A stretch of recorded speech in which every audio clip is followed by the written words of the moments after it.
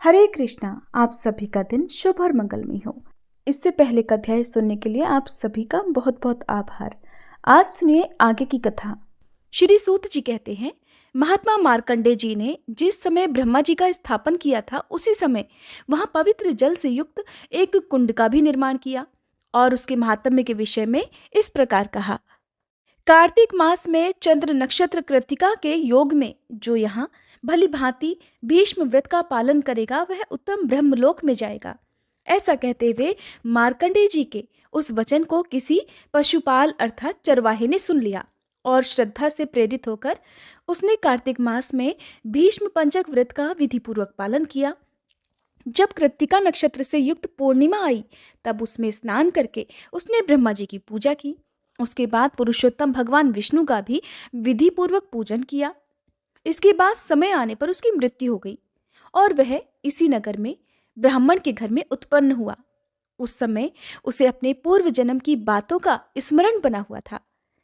एक दिन उसने लोगों के पूछने पर बताया कि किसी समय महामुनि मार्कंडेय जी के मुख से मैंने ब्रह्म कुंड का महात्म्य सुना था और कार्तिक मास में उस शुभदायक कुंड के जल में विधि पूर्वक स्नान किया था।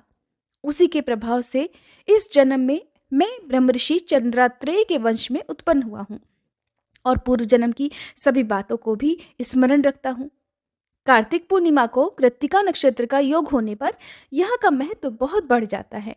इस बात को मैं स्वयं अनुभव कर चुका हूँ, इसलिए सदा उत्तम भीष्म पंचक व्रत का पालन करता हूँ। इसी प्रकार उसकी बात सुनकर अन्य सभी श्रेष्ठ ब्राह्मण भी श्रद्धापूर्वक भीष्म पंचक व्रत का पालन करने लगे। तभी से उत्तर दिशा में वह कुंड इस पृथ्वी पर ब्रह्म कुंड के नाम से विख्यात हुआ। जो ब्राह्मण सदा उसमें स्नान करता है वह प्रत्येक जन्म में श्रेष्ठ ब्राह्मण ही होता है। भीष्म पंचक व्रत के बारे में मैं आपको कार्तिक मास महात्म्य के जो भी अध्याय हैं, कथा हैं, उनमें अच्छे से वर्णन कर चुकी हूँ। भीष्म पंचक व्रत कार्तिक महीने में 5 दिनों के लिए रखे जाते हैं, जिनका बहुत ही विशेष महत्व होता है।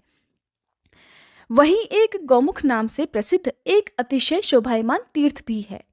सूत जी कहते हैं कि जो सभी पातकों का नाश करने वाला है।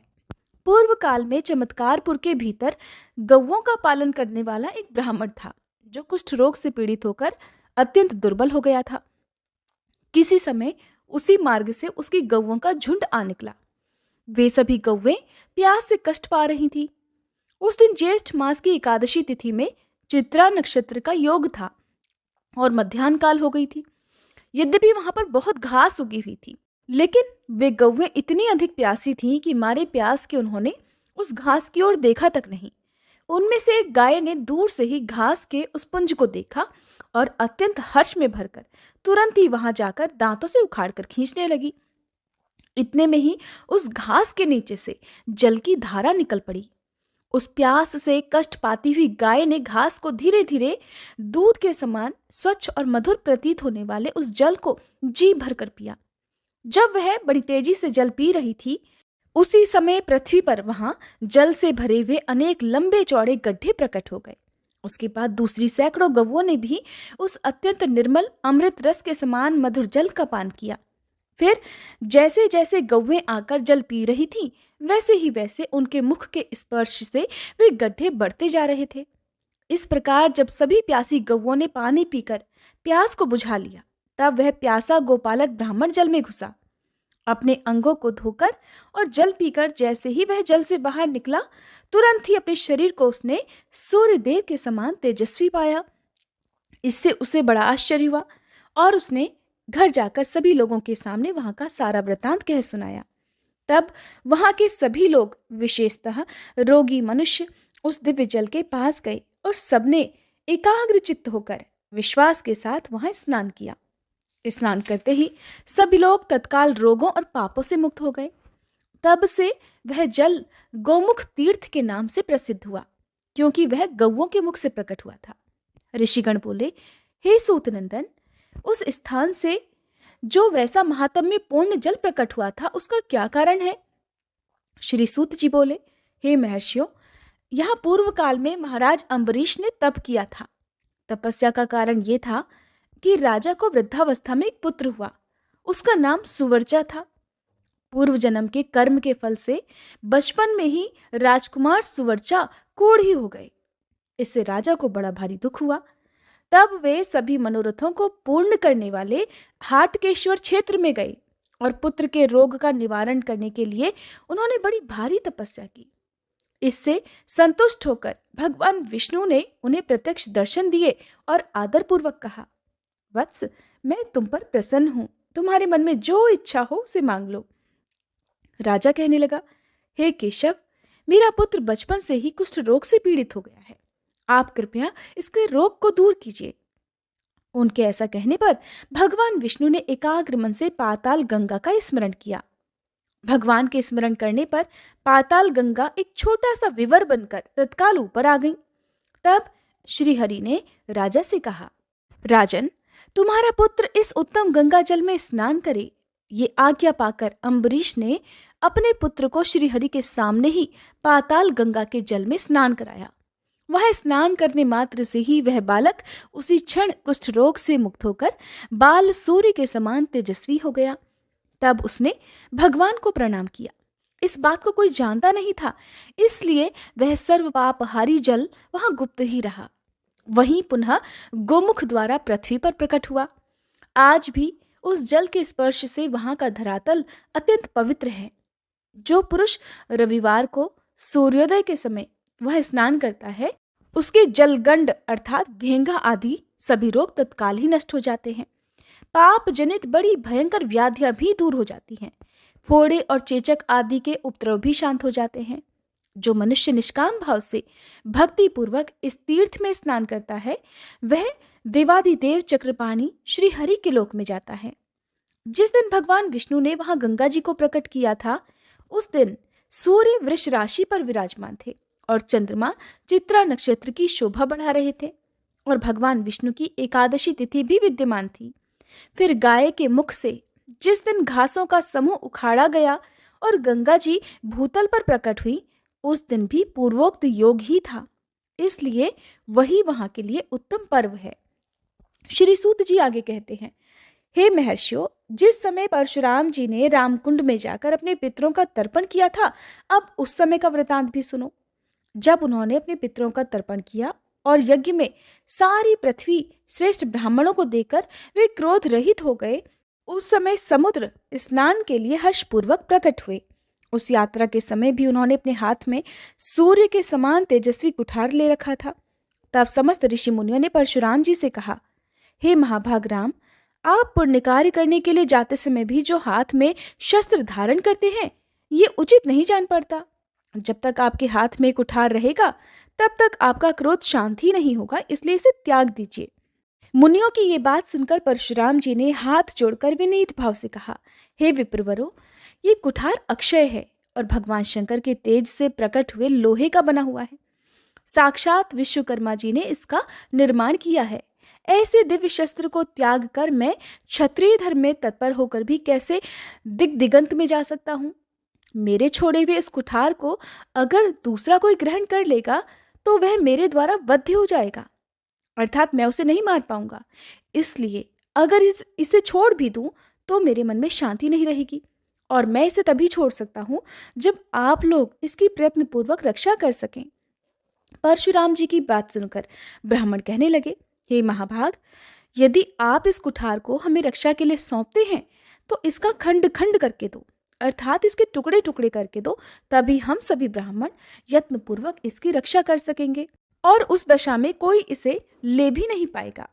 मुनियों की ये बात सुनकर शस्त्रधारियों में श्रेष्ठ परशुराम जी ने उस कुठार को तोड़कर लोहे की छड़ी बनवा दी और उसे उन ब्राह्मणों को आदरपूर्वक सौंप दिया। अब ब्राह्मण बोले, हे राम, आपके कुठार की बनी हुई इस लोहे की छड़ी को हम लोग बड़े प्रयास पूर्वक रखेंगे। जैसे कुमार कार्तिकेय की शक्तिमय कीर्ति यहाँ प्रतिष्ठित है, उसी प्रकार आपकी लोह यष्टिमय कीर्ति भी यहाँ प्रतिष्ठित हो गई। जो राज्य भ्रष्ट राजा इस लोह दंड की आराधना करेगा, वह शीघ्र ही अपने राज्य को पाकर प्रतापी होगा। जो ब्राह्मण सदा विद्या के लिए इस लोह यष्टि की पूजा करेगा, वह उत्तम विद्या पाकर सर्वज्ञता को प्राप्त होगा। जो पुत्रहीन पुरुष अथवा स्त्री आपके इस लोह दंड की पूजा करेंगे, वे पुत्रवान हो जाएंगे। जो आश्विन मास के कृष्ण पक्ष की चतुर्दशी तिथि को उपवास करके इसकी पूजा करेगा, वह समस्त मनोवांछित कामनाओं को प्राप्त कर लेगा। ऐसा सुनकर परशुराम जी ने उन श्रेष्ठ ब्राह्मणों को प्रणाम करके तुरंत ही समुद्र की ओर प्रस्थान किया और वे ब्राह्मण भी उस लौह यष्टि के लिए उत्तम मंदिर बनवाकर उसमें उसकी स्थापना करके एकाग्रचित्त होकर उसकी पूजा करने लगे। इससे उन्होंने अपने देव दुर्लभ मनोरथों को भी प्राप्त कर लिया। श्री सूत जी कहते हैं, अब एक और अन्य वृतांत सुनो। प्राचीन काल में अज नाम से प्रसिद्ध एक राजा हुए हैं। उनका सत्पुरुषों में भी बड़ा सम्मान था। वे माता पिता की तरह सभी लोगों का हित करने वाले थे। उन्होंने पिता पितामह का राज्य पाकर मन ही मन ये विचार किया कि मुझे ऐसा कर्म करना चाहिए जिससे संसार के दूसरे राजाओं ने अब तक न किया हो और जो भविष्य में होने वाले हैं वे भी उसे ना कर पाए। राजाओं के लिए सर्वोत्तम धर्म यही है कि वह अपनी प्रजा का भलीभांति पालन करे, जिससे प्रजा वर्ग के लोग सुखपूर्वक रह सके।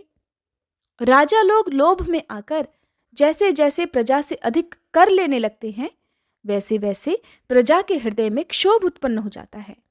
राजा कर लिए बिना हाथी, घोड़े और पैदल आदि सेना की रक्षा नहीं कर सकते, और अगर सेना ना रही तो नीच से नीच मनुष्य भी उन्हें दबा लेंगे। इसलिए सभी राजा प्रजाजनों से कर लिया करते हैं। अतः मुझे हाथी, घोड़े और पैदल आदि के बिना ही केवल तपस्या की शक्ति से अपने राज्य को निष्कंटक बनाए रखना चाहिए। ऐसा सोचकर वे कर न लेकर सदा अपनी प्रजा को प्रसन्न रखने लगे। अब उन्होंने दूसरे राजाओं से भी कर लेना बंद कर दिया और अपने पुरोहित मुनिवर वशिष्ठ जी को बुलाकर बड़े प्रेम पूर्वक पूछा, हे ब्राह्मण, इस भूतल पर सबसे उत्तम तीर्थ कौन है, जहां थोड़े ही समय में भगवान शिव, ब्रह्मा और विष्णु जी प्रसन्न हो जाते हों? उसे शीघ्र बतलाइए, जिससे मैं वहां जाकर संपूर्ण लोगों के हित के लिए तपस्या कर सकूं। वशिष्ठ जी बोले, हे राजन, हाटकेश्वर क्षेत्र मनुष्यों को शीघ्र ही उत्तम सिद्धि प्रदान करने वाला और सभी पापों का नाश करने वाला है। वही सब तीर्थों में श्रेष्ठ है। इस प्रकार देवताओं में भी भगवती चंडिका ही ऐसी हैं जो श्रद्धालु मनुष्यों द्वारा आराधना करने पर शीघ्र संतुष्ट होती हैं। इसलिए उसी क्षेत्र में जाकर तुम श्रद्धा पूर्वक देवी की आराधना करो। ब्रह्मचर्य का पालन करते हुए पवित्र व्रत में तत्पर रहो। नियम पूर्वक रहते हुए नियमित भोजन और त्रिकाल स्नान करो। वशिष्ठ जी के बताए अनुसार राजा अज ने हाटकेश्वर क्षेत्र में देवी की आराधना की। गंध, पुष्प और अनुलेपन आदि उपचारों के द्वारा निरंतर पूजा में तत्पर हुए राजा पर देवी चंडिका प्रसन्न हुई और बोली, हे राजन, मैं तुम्हारे इस व्रत और पूजा विधान से बहुत संतुष्ट हूं। तुम्हारे मन में जो इच्छा हो उसे मांगो, मैं शीघ्र पूर्ण करूंगी। तब राजा ने हाथ जोड़कर कहा, हे देवी, मैंने संपूर्ण लोगों के हित की इच्छा से इस व्रत और तपस्या का आश्रय लिया है, जिससे सब लोगों को सुख मिले, ऐसी कृपा कीजिए। मुझे बहुत से ऐसे ज्ञान युक्त विचित्र विचित्र अस्त्र दीजिए जो स्वेच्छानुसार सर्वत्र विचर सके, जो इस भूतल पर स्थित और मेरे पास की भी सभी वस्तुओं को भी स्वतः जान ले। लोक में पर स्त्री संगम आदि जो भी अपराध हों, उन सबको स्वयं जानकर अपराध के अनुसार जो अपने आप ही दंड दे दें, जिससे लोक में संकरता न फैलने पाए। इसके सिवा हे देवी, मुझे तरह तरह के मंत्र भी प्रदान कीजिए, जिनसे मैं सबके रोग व्याधियों का शीघ्र निवारण कर सकूं, जिससे मेरे राज्य में रहने वाले सभी मनुष्य सुखी, निरोग, पुष्ट, निर्भय और शोक रहित हो जाएं। राजा का निवेदन सुनकर देवी बोली, राजन, तुमने ये एक ऐसा बड़ा अद्भुत कर्म प्रारंभ किया है जिसे अब तक ना तो किसी ने किया है और ना ही आगे कोई करेगा। फिर भी मैं तुम्हारी ये इच्छा अवश्य पूर्ण करूंगी। मैं तुम्हें समस्त ज्ञान युक्त शस्त्र देती हूँ और वैसे ही प्रभावशाली मंत्र भी देती हूँ। इन मंत्रों से बड़े बड़े भयंकर रोग भी तुम्हारे द्वारा रोक दिए जाएंगे, परंतु मेरे मंत्रों सहित उन सब अस्त्र शस्त्रों को तुम सदा सुरक्षित रखना। अगर वे तुम्हारी दृष्टि से कहीं दूर निकल जाएंगे तो मनुष्यों को बहुत अधिक पीड़ा देंगे। इसलिए हे राजन, अब जब तुम स्वर्गलोक को जाओ तब तुम इन समस्त मंत्रों और अस्त्र शस्त्रों को यहाँ मेरे सम्मुख जल में स्थापित कर देना, जिससे सब व्यवहार पूर्ववत नीति के अनुकूल चल सके। तब बहुत अच्छा कहकर राजा ने देवी की आज्ञा शिरोधार्य की। फिर तो उनके सामने विज्ञान वैभव से युक्त नाना प्रकार के दिव्य अस्त्र प्रकट हो गए, जिसके लिए उन्होंने देवी से प्रार्थना की थी। साथ ही व्याधिनाशक मंत्र भी उनके ज्ञान में आ गए, जिनके द्वारा सब रोग स्वेच्छानुसार ग्रहण किए और छोड़े जाते हैं, और जिनके द्वारा दृष्टि में आए हुए सभी मनुष्यों का सुखपूर्वक पालन होता है। इसके बाद राजा ने देवी के प्रसाद को ग्रहण करके अपनी पत्नी इंदुमती और पुत्र दशरथ को छोड़कर शेष समस्त पदार्थों और हाथी घोड़े आदि उपकरणों को ब्राह्मणों की सेवा में दान कर दिया। रोग व्याधियों को मंत्रों के द्वारा दूर करके वे डंडा लेकर अजा पालन की तरह स्वयं प्रजा पालन करने लगे। उनके राज्य में कोई छिपकर भी अपराध नहीं कर पाता था। अगर कोई प्रमादवश पृथ्वी पर पाप करता भी तो उसे तुरंत ही उसके अपराध के अनुकूल दंड भी मिल जाता था। राजा के वे दिव्यास्त्र किसी के दृष्टि में न आकर भी वध अथवा बंधन आदि दंड तत्काल दे देते थे।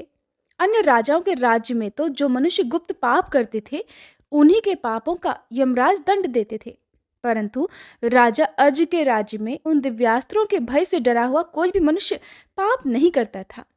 इसलिए वे सभी पाप मुक्त और पवित्र शरीर वाले हो गए। रोगों का नियंत्रण हो जाने के कारण सब मनुष्यों को उत्तम सुख प्राप्त हो रहा था। इस प्रकार संसार से जब पाप का भय निवृत्त हो गया, तब यमलोक के सभी नरक सूने हो गए। कोई भी पुरुष नरक में नहीं जाता था। सतयुग में लोगों का जैसा व्यवहार था वैसा ही त्रेता में भी हुआ। एक समय भगवान शंकर व्याघ्र का शरीर धारण करके बार बार गर्जना करते हुए जहां राजा अज थे वहीं उपस्थित हो गए।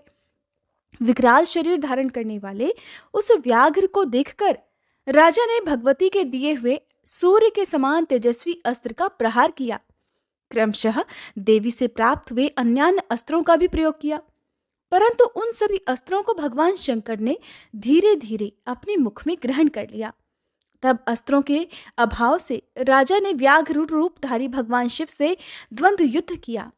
उनके शरीर का स्पर्श होते ही भगवान शिव ने व्याघ्र शरीर त्याग दिया और भस्मांग राग विभूषित चंद्रमा को मुकुट के समान धारण किए हुए दिव्य रूप धारण कर लिया। उनके गले में मुंडमाला शोभा पा रही थी। उन्होंने खटवांग और सर्पमय आभूषण धारण कर रखे थे। भगवान शिव को इस रूप में प्रत्यक्ष देखकर रानी सहित राजा अज ने उनके चरणों में प्रणाम किया। फिर उनकी स्तुति करके वे विनीत भाव से हाथ जोड़कर खड़े हो गए और आनंदाश्रु बहाते हुए हर्ष गदगद वाणी में बोले, प्रभु, मैंने अज्ञानवश जो भी आपका तिरस्कार किया और आपके ऊपर अस्त्र चलाया, वो सब अपराध कृपया आप क्षमा कर दीजिए। तब भगवान शिव बोले, बेटा, तुम्हारा अलौकिक कर्म देकर मैं बहुत संतुष्ट हूँ, इसलिए उस तिरस्कार को मैंने अपनी स्वाभाविक क्षमा से ही क्षमा कर दिया है। राजन, तुमने जैसा राज्य किया, जिस प्रकार प्रजा की रक्षा की, वैसी राज्य व्यवस्था अब तक ना तो किसी ने की थी और ना कोई आगे ही करेगा। इसलिए तुम अभी अपनी इन रानी के साथ इसी शरीर से पाताल लोक में चलो। तब राजा ने कहा, हे भगवान, मैं अयोध्या नामक महापुरी में अपने पुत्र दशरथ को राज सिंहासन पर बिठाकर उसे मंत्रियों के अधीन सौंपकर आपकी आज्ञा का पालन अवश्य करूंगा। जिन्होंने संतुष्ट होकर मुझे अस्त्र शस्त्र और यंत्र समुदाय दिए थे, उन महादेवी ने ये आज्ञा की थी कि जब तुम दुस्त्यज मर्त्यलोक का त्याग करने चलो, तब मेरे कुंड में इन सब अस्त्र शस्त्रों को डाल देना। इसलिए हे प्रभु, आप उन सब अस्त्र शस्त्रों को मुझे पुनः लौटा दें, जिससे मैं देवी के ऋण से उऋण हो जाऊं। उनके ऐसा कहने पर भगवान त्रिपुरारी ने राजा को वे सभी दिव्य अस्त्र शस्त्र लौटा दिए और आज्ञा देते हुए कहा, राजन, तुम्हारा पुत्र स्वयं ही राजा हो जाएगा। वह वीरता, उदारता और शम आदि गुणों से संपन्न होकर तुम्हारे वंश को धारण करने में समर्थ होगा। तुम आज ही मेरे साथ इस देवी कुंड के पवित्र जल में प्रवेश करके मेरे धाम को चलो। आज माघ शुक्ल चतुर्दशी का दिन है। दूसरा कोई भी जो पुरुष इस तिथि को देवी की भक्ति पूर्वक पूजा करके इस जल में गोता लगाकर प्राण त्याग करेगा, वह पाताल लोक में, जहां हाटकेश्वर नाम से प्रसिद्ध मेरा दिव्य विग्रह है, वहीं पहुंच जाएगा। हे राजन, जो इस तीर्थ में केवल स्नान मात्र करेगा, उसके 108 रोगों में से एक भी नहीं होगा। ऐसा कहकर भगवान शिव ने रानी और उन अस्त्र शस्त्रों के सहित राजा को साथ लेकर उस देवी कुंड के जल में प्रवेश किया और वहां से उन्हें अपने धाम में पहुंचा दिया। उसी मानव शरीर से राजा अज अपनी रानी के साथ आज भी अजर अमर होकर वहां पाताल में रहते हैं और हाटकेश्वर भगवान की श्रद्धापूर्वक आराधना करते हैं। इस प्रकार हाटकेश्वर क्षेत्र में माहेश्वरी देवी का प्रादुर्भाव हुआ है, जिसे राजा अज ने श्रद्धापूर्ण हृदय से स्थापित किया था। हरे कृष्णा। कथा को अंत तक सुनने के लिए आप सभी का बहुत बहुत आभार। इससे आगे का वृतांत आप सभी अगले अध्याय में जरूर सुनिएगा।